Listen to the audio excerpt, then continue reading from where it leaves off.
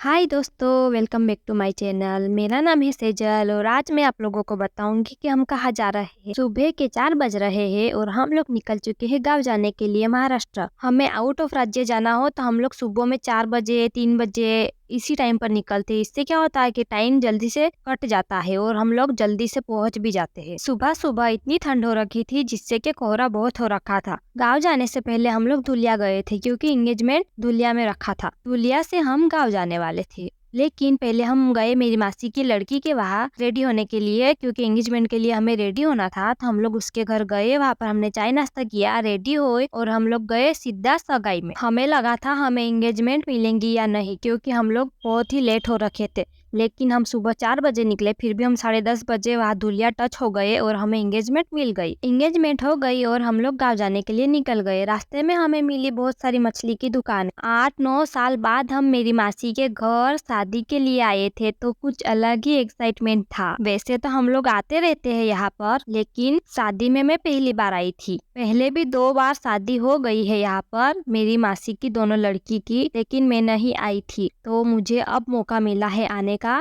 तो आए। फिर हमें सबसे पहले चाय मिली पीने को। ये तो हमारी इंडिया की एक परंपरा ही है कि सबसे पहले मेहमानों को चाय और पानी दिया जाता है। डे नेक्स्ट आज है दूसरा दिन और यहाँ पर चालू है इनके गप्पे सप्पे और चाय नाश्ता। और यहाँ पर ये दोनों वांद्रा ना जेम खाई रही छे, मतलब खा रहे हैं। बट कितना अच्छा लगता है ना जब सारे रिलेटिव्स इस तरह एक दूसरे को मिलते हैं, साथ में बैठकर बनाते हैं, खाते हैं, नाच गाना करते हैं। ये सब तो शादी ब्याह में ही होता है, बाकी तो कौन कहा किसको कब मिलेगा इसका कोई अता पता नहीं। यहाँ पर सारी लेडीज लोग खाना बना रही थी, चपाती।